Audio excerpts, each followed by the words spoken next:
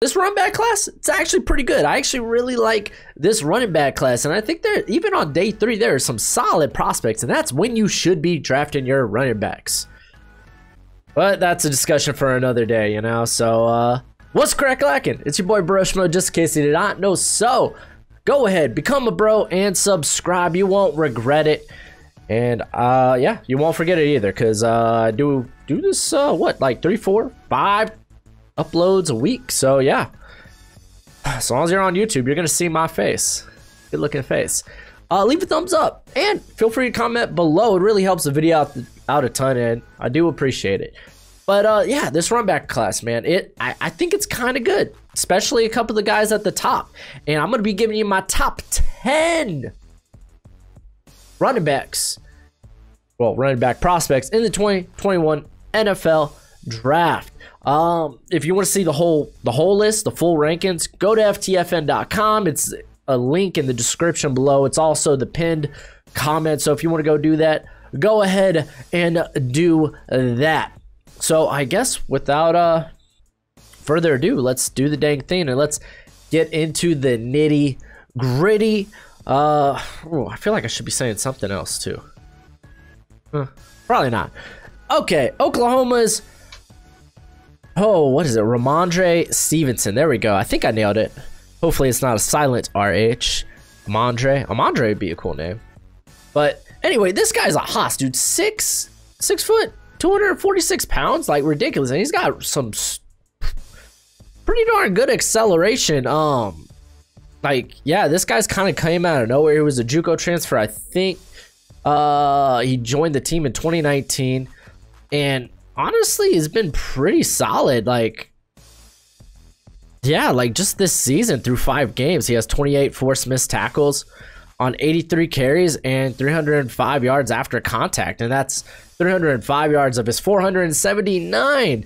And I mean, dude, you could even go to receptions. He's got 6 broken tackles on 18 receptions. So every 3 receptions, he's breaking a tackle. That's kind of wild. I like the guy's size. I think 4th round grade's kind of fine. I think I saw Mike Renner make a comp of Michael Turner, which I thought was really cool. But yeah, dude, this guy, someone to watch out for. He's a guy I'm definitely kind of interested in on day 3, at the beginning of day 3. And then this one, I don't think people are going to like this one. Kenneth Gainwell is my number 9. He decided to opt out for the season. I thought he really needed to play this year. But, I mean, because we've only seen him in a Mike Norvell coached offense, and if you're not new to the channel, you know me and Mike, we ain't tight, we ain't close. Not what he did to Tamari and Terry. I ain't gonna forgive it. So it's basically a gimmicky offense that he runs there. Really screen heavy. And Gainwell, honestly, like, he's a very good receiver. He's got really good balance. He's very cunning as a receiver. Does a lot after the catch. I mean, that was the thing, dude. He was just getting big gains after big gains. And honestly, I think he's gonna, like, that's gonna make him an immediate contributor at the next level. That will translate. But as a running back, I'm not quite too sure. I think he would be used sparingly. At this point, I feel like he's a high value gadget player. You know, somewhat like same token as Tutu Atwell. Maybe you could even say Rondale Moore at this point, you know. R.I.P. to Rondale Moore's draft stock, am I right? But anyway, it's going to be interesting to see how he looks at the combine, since we didn't really get to see him this season. 5'11", 191. If he could honestly get up to that 200-pound mark and like retain a lot of his athleticism, it's gonna be good, because size is really a big concern for him. But honestly, like, you're sitting here at 9 with a 4th round grade. That's actually really good on my list, at least. On to Demetric Felton. I love this guy. This was a guy that I thought was going to come out in last season's draft, or yeah, in the 2020 draft. I love him as a prospect. For the most part, he spent a lot of time in the slot because he was behind Joshua Kelly on the depth chart there for the Bruins. So he took like 40 some snaps in the slot in 2019. He like fantastic receiver. Fantastic. And you know, now this year the Bruins, I'll give them credit, dude. They've used him as a bell cow. The dude, he got a great burst. He's probably among the shiftiest backs in this class. And I mean, the NFL, they're in this point where they love guys that can create in space.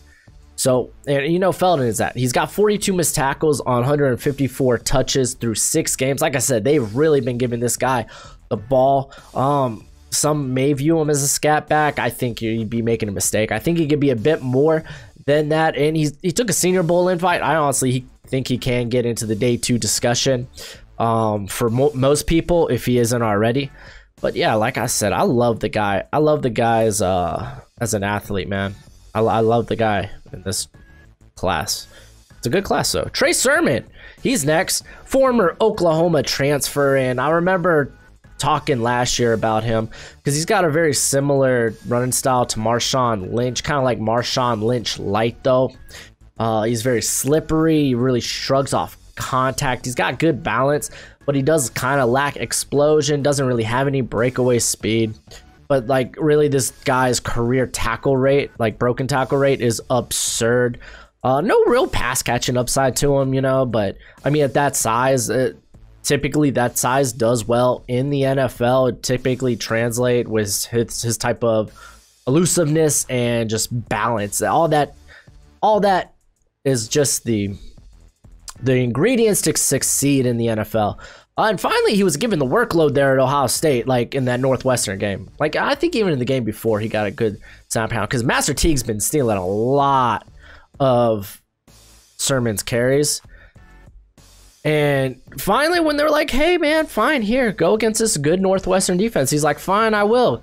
Let's take the ball out of Justin Fields' hands. Yep, 29 carries for, what, 331 yards, 2 touchdowns, 196, almost 200 yards were after contact. He had 17 forced missed tackles in that game.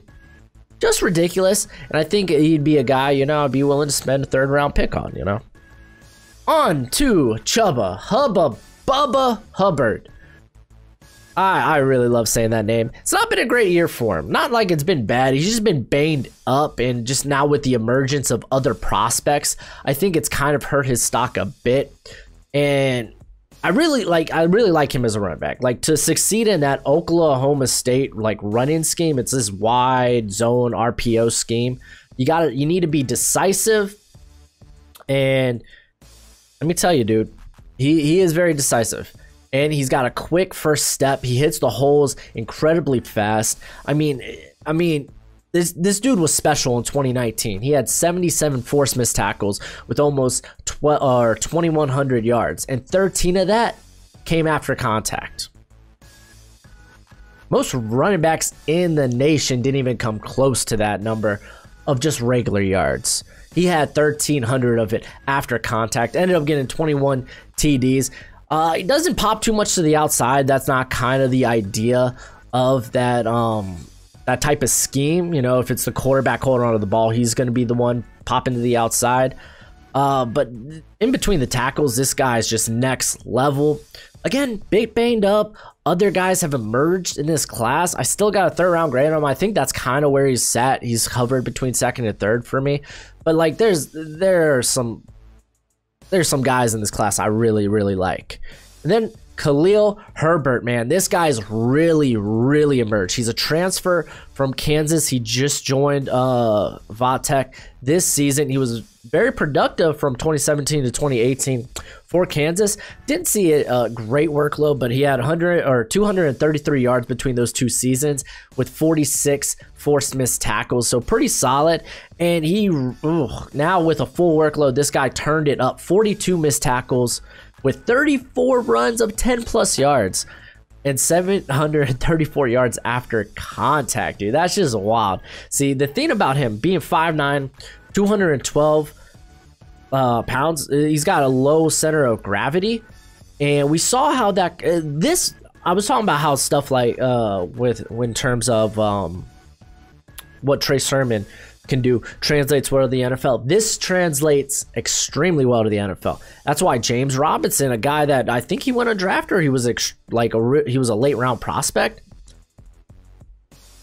He is doing extremely well, dude. Just low center of gravity, man. He's got good balance because of that. You know, I mean, you're basically rooted into the ground, and I mean his tackle breaking ability, just top notch, dude. I think he's gonna do very well in the NFL. Doesn't have much of a passing upside. I don't think you really need to. I think he can succeed and he will translate well.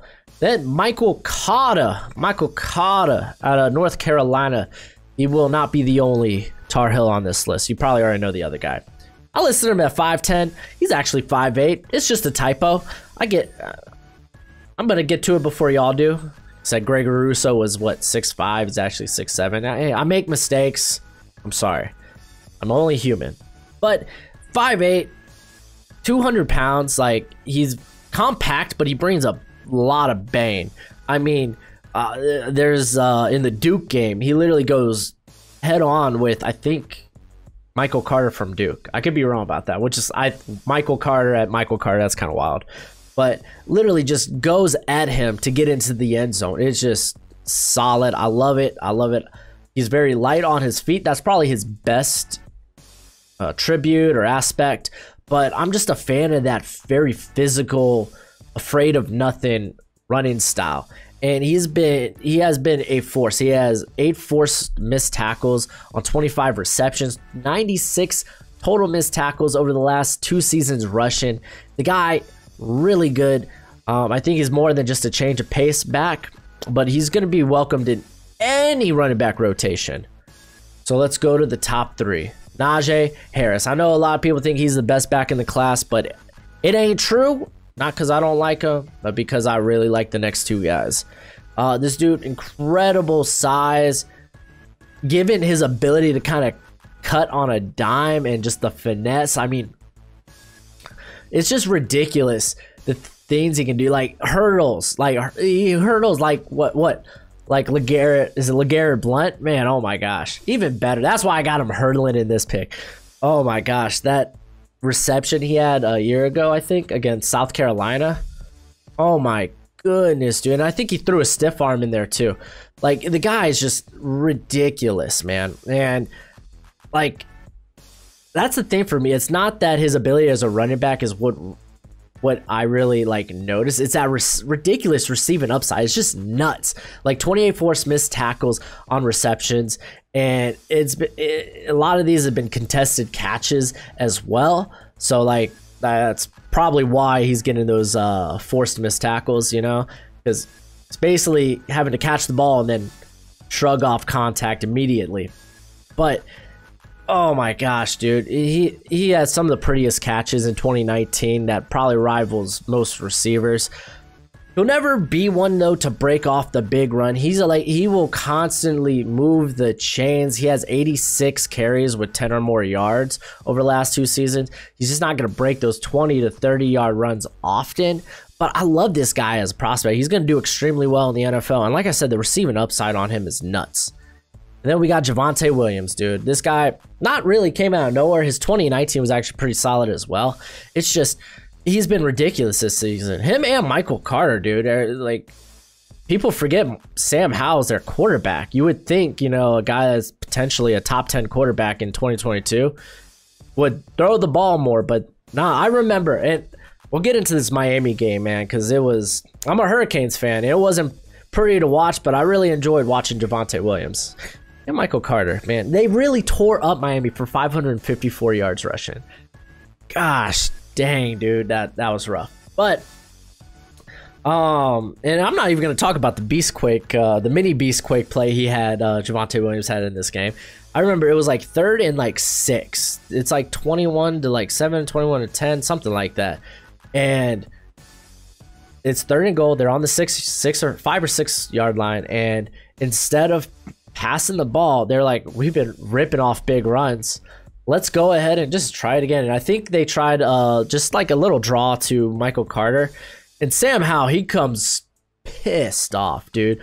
Walking towards the bench, just like, what the heck, dude? And the coach is like, we're ripping off like runs for like 20 to 30 yards, dude.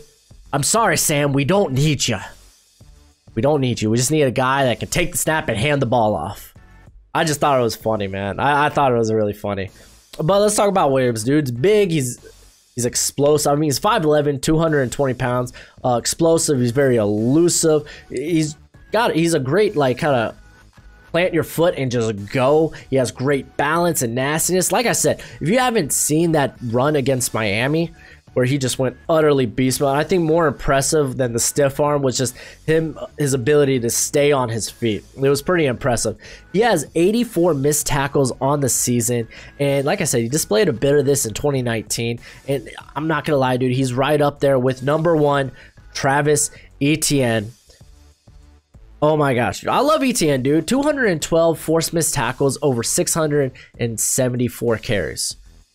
Gone for 69 yards. Nice.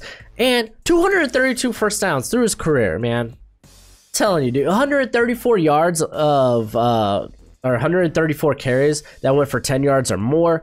I mean, this guy's very good. He has 28 forced missed tackles on 98 receptions, dude, over the course of his career. And I mean, dude, his yards after the catch are more than his actual yards. And if you're wondering how that happens, is because sometimes backs, they take screens that are behind the line of scrimmage. The dude's just great, dude. He's lightning in a bottle. He's a home run threat anytime he touches the ball. He can shrug off contact, or he could just make contact miss altogether. If you want to nitpick, I think at times takes him a bit to find a hole, or at times he relies a little bit more on his speed than actually getting physical. I'm nitpicking though. This guy's great. I would spend a first round on him if I had the luxury, that is. But man, yeah, I love this class, and that's it for the video. Go ahead, let me know what you think in the comment section below. Be sure to check out the full rankings. Remember, it's in the link in the description. It's the pinned comment. And thank y'all for watching, and until next time, you be easy, my friends. Later.